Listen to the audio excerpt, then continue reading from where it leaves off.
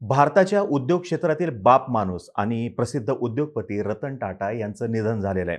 टाटांचं नाव ऐकलं की मनामध्ये विश्वासाची भावना येते. टाटा समूहाला रस्त्यापासून आकाशापर्यंत आणि सुईपासून समुद्रापर्यंत सर्व क्षेत्रामध्ये यशाच्या शिखरावरती नेण्याचं श्रेय रतन टाटा यांना जातं. रतन टाटा यांचं नाव जितकं मोठं आहे तितकाच त्यांचा स्वभाव सामान्य होता. अब्जो रुपयांची संपत्ती म्हणजे 3,800 कोटी रुपयांचं साम्राज्य होतं, पण तेवढाच साधेपणा त्यांच्या वागण्यात, बोलण्यात आणि जगण्यामध्ये होता. रतन टाटा यांना रविवारी रात्री उशिरा 12:30 ते 1 वाजेच्या दरम्यान रुग्णालयामध्ये दाखल करण्यात आलं होतं. रतन टाटा यांना रक्तदाबाचा त्रास जाणवू लागल्यानं ब्रीच कँडीमध्ये हलवण्यात आलं होतं. रतन टाटा यांना रुग्णालयामध्ये दाखल करण्यात आल्यानंतर रतन टाटा यांनी सोमवारी दुपारी 12:30 वाजेच्या सुमारास स्वतःच ट्विट करत आपल्या प्रकृतीची माहिती दिली होती. माझ्या प्रकृतीविषयी अफवा पसरली आहे, पण माझं वय लक्षात घेता आणि सध्याची माझी प्रकृती पाहता माझ्या काही वैद्यकीय तपासण्या केल्या जात आहेत. त्यामुळे काळजी करण्यासारखं कोणतंही कारण नाही, असं त्यांनी ट्विटमध्ये म्हटलं होतं. आता रतन टाटा यांना रुग्णालयामध्ये दाखल करण्यात आल्याची बातमी समोर आल्यानंतर तिसऱ्या दिवशी संध्याकाळी त्यांची प्रकृती जास्त खालावल्याची माहिती समोर आली. त्यांना ब्रीच कँडी रुग्णालयात ICUमध्ये दाखल करण्याची माहिती सुद्धा समोर आली होती आणि आता त्यांचं निधन झाल्याची बातमी आलेली, निधन झालेलं आहे. आज आपण रतन टाटा यांचा एकूण जीवन प्रवास समजून घेऊयात. त्यांनी कोणकोणती महत्त्वाची कार्य केली ते सुद्धा आज आपण जाणून घेऊयात.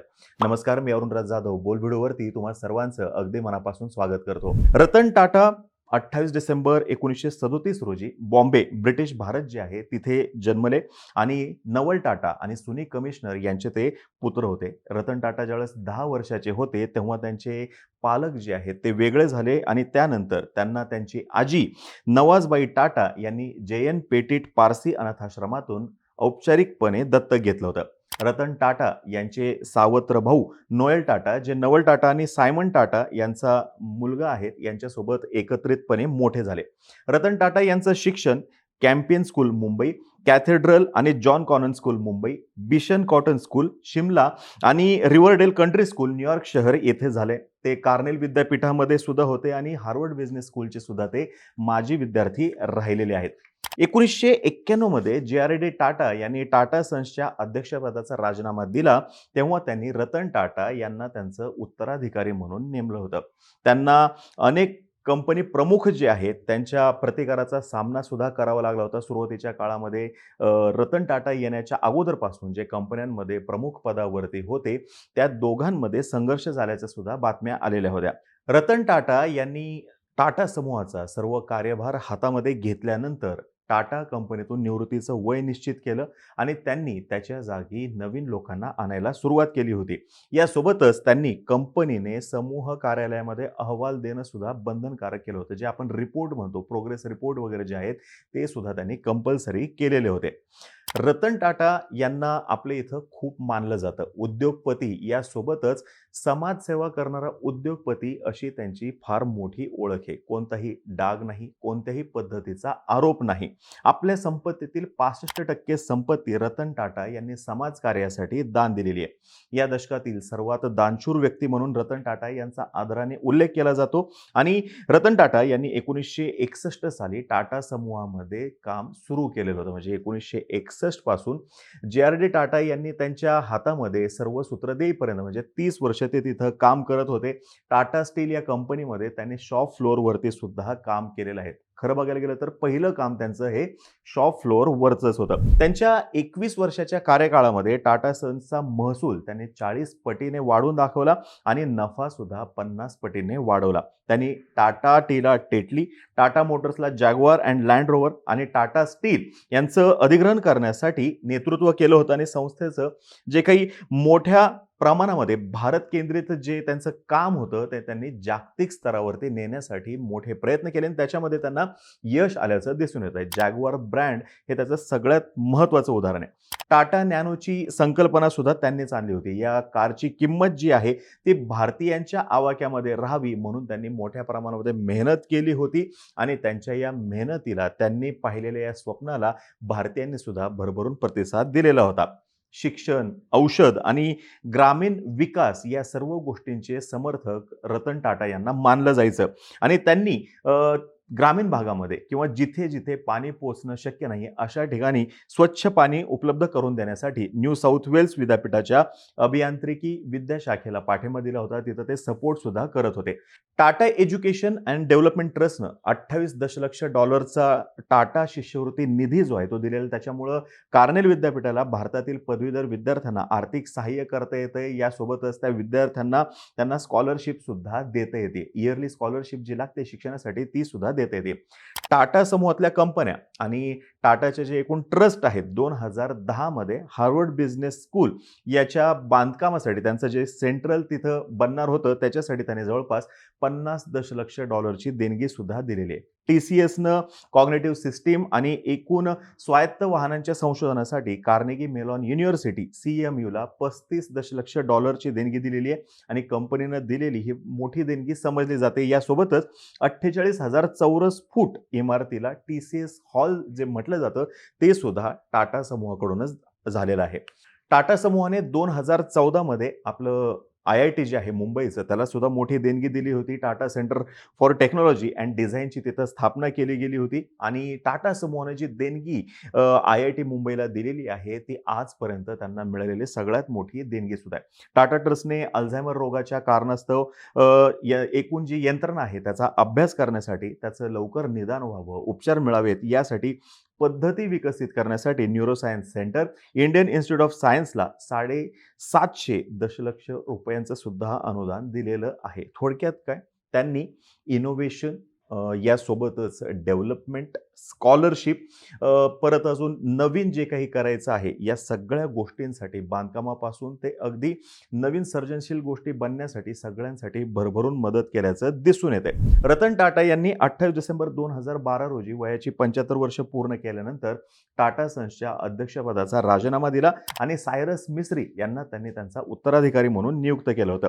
संचालक मंडळ आणि कायदेशीर विभागानं 2016 मध्ये सायरस मिस्त्री यांना पदावरून काढण्यासाठी मतदान केलं आणि परत एकदा रतन टाटा यांना समूहाचं अंतरिम अध्यक्ष बनवलं होतं. रतन टाटा यांचा उत्तराधिकारी निवडण्यासाठी रतन टाटा, TVS समूहाचे प्रमुख वेणू श्रीनिवासन, बेन कॅपिटल्सचे अमित चंद्रा, माजी एक आहेत मुत्सुद्दी रोनेन सेन आणि लॉर्ड कुमार भट्टाचार्य यांचा समावेश असलेली निवड समिती जी आहे ती स्थापन करण्यात आली होती. या समितीनं 12 जानेवारी 2017 रोजी नटराजन चंद्रशेखरन यांची टाटा सन्सचे अध्यक्ष म्हणून नियुक्त केली. दरम्यान रतन टाटा यांनी त्यांची एकूण पर्सनल सेव्हिंग जी आहे ती स्नॅपडील, टीबॉक्स आणि cashkaro.com या ठिकाणी गुंतवलेली आहे. तसंच त्यांनी ओला कॅब, शाओमी, नेस्टवे आणि डॉगस्पॉट मध्ये सुद्धा गुंतवणूक केल्याचं सांगण्यात येतं. रतन टाटा यांनी फक्त उद्योग क्षेत्रामध्ये नाव नाही कमवलं तर त्यांनी माणसं सुद्धा मोठ्या प्रमाणात जपल्याचं दिसून येतं. कोरोना काळामध्ये जेव्हा देशावरती मोठं संकट आलेलं होतं त्यावेळेस रतन टाटा यांनी आपल्या हॉटेल्स जे आहेत ते राज्य सरकारला रुग्णांना क्वारंटाईन करण्यासाठी मोफत दिलं होतं आणि त्यांच्या या मदतीमुळं राज्यातील कोट्यवधी नागरिकांना मोठी मदत झालेली होती. रतन टाटा यांच्याकडे एक खरे देशभक्त म्हणून सुद्धा पाहिलं जायचं, ज्यांच्याकडून मोठ्या प्रमाणात आपल्या देशात जगभरात सामाजिक कार्य सुद्धा झालेलं आहे. यासोबतच त्यांनी टाटा ग्रुपमधल्या ज्या विविध कंपन्या आहेत त्यांना सुद्धा अगदी टॉप वरती घेऊन जाण्यामध्ये मोलाची कामगिरी बजावलेली आहे आणि म्हणूनच रतन टाटा यांचं नाव उद्योग जगतामध्ये राजकीय व्यक्तींकडून आणि सामान्य जनतेकडून सुद्धा आदराने घेतलं जातं. आता त्यांच्या वैयक्तिक आयुष्याबद्दल एका मुलाखतीमध्ये ते म्हणाले होते की 1962 मध्ये अमेरिकेतील लॉस एंजेलिसमध्ये एका मुलीवरती त्यांचं प्रेम जडलं होतं आणि ते लग्न करणार होते, परंतु भारत चीन युद्धामुळे मुलीच्या पालकांनी मुलीला भारतात येऊ दिलं नाही. त्याच्यानंतर रतन टाटा भारतात आले आणि त्यांनी कधीही लग्न न करण्याचा निर्णय घेतला. रतन टाटा यांनी लग्न केलेलं नसल्यानं त्यांना कोणतंही अपत्य नाहीये आणि आता त्यांच्या निधनानंतर या 3,800 कोटी रुपयांच्या संपत्तीचा वारसदार कोण असणार याची सुद्धा चर्चा चालू झालेली. आता जर का आपण बघितलं ही चर्चा जर का आपण बघितली तर या चर्चेमध्ये रतन टाटा किंवा एकूण टाटा उद्योग समूह म्हणल्यानंतर जो आदर आपल्या मनामध्ये तयार होतो हा आदर्श पुढे घेऊन जाणारी व्यक्ती कोणीतरी असावी अशी सगळ्यांची भावना असणार आहे. म्हणून नोएल टाटा जे आहेत हे याचे प्रमुख दावेदार मानले जातात. रतन टाटांचे उत्तराधिकारी म्हणून त्यांच्याच कुटुंबातले हे नोएल टाटा यांचं नाव प्रमुख म्हणून पुढे येतंय. नवल टाटा आणि त्यांची दुसरी पत्नी सिमोन यांच्या पोटी जन्मलेले नोएल टाटा हे रतन टाटा यांचे सावत्र भाऊ आहेत. त्याच्यामुळे रतन टाटा यांच्यानंतर मोठे असलेले नोएल टाटा हेच आता संपत्तीचे वारसदार असू शकतात. त्याचबरोबर नोएल टाटा यांना सुद्धा 3 मुलं आहेत. यामुळं जर का रतन टाटा यांच्या संपत्तीचे वारसदार नोएल टाटा ठरले, तर त्यांची मुलं पुढं हा वारसा चालवतील. आता या 3 मुलांमध्ये माया टाटा, नेव्हिल टाटा आणि लिया टाटा यांचा समावेश आहे. आता हे तिघजण सध्या काम करतायत. म्हणजे जर का आपण लिया टाटा बघितल्या, तर स्पेनच्या बिझनेस स्कूलमध्ये शिकलेल्या लिया टाटा या नोएल टाटांच्या सगळ्यात मोठ्या कन्या आहेत. टाटा समूहाच्या हॉस्पिटॅलिटी सेक्टरमध्ये त्या तज्ञ आहेत. त्यांनी ताज हॉटेल्स, रिसॉर्ट्स अँड पॅलेस या टाटांच्या मालकीच्या उद्योगाचं जे आहे त्यांनी जगभर पोहोचवण्यामध्ये मोठ्या प्रमाणात काम केलेलं आहे आणि योगदान त्यांचं मोठं आहे. माया टाटा सुद्धा 34 वर्षाच्या आहेत. त्या टाटा ऑपॉर्च्युनिटीज फंड आणि टाटा डिजिटलमध्ये काम करतायत. टाटा न्यू ॲप लॉन्च करण्यामध्ये त्यांचं महत्त्वाचं योगदान होतं. नेव्हिल टाटा जे 32 वर्षाचे आहेत आणि ते सुद्धा चांगल्या पद्धतीने काम करतायत. त्यांचं लग्न किर्लोस्कर कुटुंबातील मानसी किर्लोस्कर यांच्यासोबत झालेलं आहे. रतन टाटा यांना 2000 मध्ये भारत सरकारनं पद्मभूषण पुरस्काराने गौरवलं होतं. त्याच्यानंतर त्यांना 2006 मध्ये महाराष्ट्र सरकारचा सर्वोच्च समजला जाणारा महाराष्ट्र भूषण पुरस्कार देऊन गौरवण्यात आलं होतं आणि त्याच्यानंतर 2008 मध्ये त्यांना पद्मविभूषण पुरस्काराने गौरवण्यात आलं होतं. टाटा यांना 2014 मध्ये honorary knight grand cross of the order of the British एम्पायरनं सुद्धा गौरवण्यात आलं होतं आणि 2021 मध्ये आसाम वैभव पुरस्कार सुद्धा त्यांना देण्यात आलेला होता. रतन टाटा यांना 2023 मध्ये ऑर्डर ऑफ ऑस्ट्रेलिया या पुरस्काराने देखील सन्मानित करण्यात आलं होतं. म्हणजे असे पुरस्कार मोठे खूप सारे पुरस्कार त्यांना आपल्या देशात मिळालेले आहेत. विदेशामध्ये सुद्धा मोठ्या प्रमाणात त्यांना पुरस्कार मिळाले आहेत. आपल्या देशातील सर्वोच्च नागरी सन्मान भारतरत्न पुरस्कार प्रदान करून रतन टाटा यांचा गौरव करावा अशा मागणीने मधल्या काळामध्ये जोर पकडला होता. हायकोर्टामध्ये या मागणीसाठी चक्क याचिका सुद्धा दाखल झालेली होती आणि दिल्ली उच्च न्यायालयानं ही याचिका दाखल करून घेण्यास विनम्र नकार सुद्धा दिलेला होता. तरी सुद्धा त्यांना भारतरत्न देण्यात यावा यासाठीची मोहीम जोरदारपणे राबवली गेली होती. मग त्याच्यानंतर रतन टाटा यांनी स्वतः पुढे येऊन हे सर्व थांबवा अशी जाहीर विनंती केलेली होती. रतन टाटा यांचे आदर्श, विचार आणि तत्व नवीन आणि तरुण पिढीला निश्चितपणे दिशा देतील अशी आशा आहे. तसंच त्यांचे विचार यश मिळवण्यासाठी, मनोबल वाढवण्यासाठी मदत करतील. त्यांचे काही कोट्स फार महत्त्वाचे आहेत, जसं की चूक फक्त तुमची आहे, तुमचे अपयश फक्त तुमचे आहे. त्यासाठी कोणाला दोष देऊ नका. तुमच्या चुकीपासून शिका आणि आयुष्यामध्ये पुढं चालत राहा. त्यांचा एकूण जीवनपट, त्यांनी आजपर्यंत जे काही काम केलं, समाजासाठी ते जे काही झटले, यासोबतच त्यांच्या कंपनीला अत्युच्च शिखरावरती घेऊन जाण्यासाठी ते जे काही झटले, हे खरंच उल्लेखनीय असं आहे.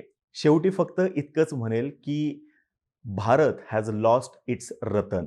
आता ही माहिती जर का तुम्हाला आवडली असेल, खाली कमेंट बॉक्समध्ये नक्की सांगा. रतन टाटा यांच्याविषयीचे काही किस्से तुम्हाला माहिती असतील, काही आठवणी असतील, तर त्यासुद्धा खाली कमेंट बॉक्समध्ये नक्की शेअर करा. तोपर्यंत बोल भिडू या आमच्या यूट्यूब चॅनलला सबस्क्राईब करा. धन्यवाद.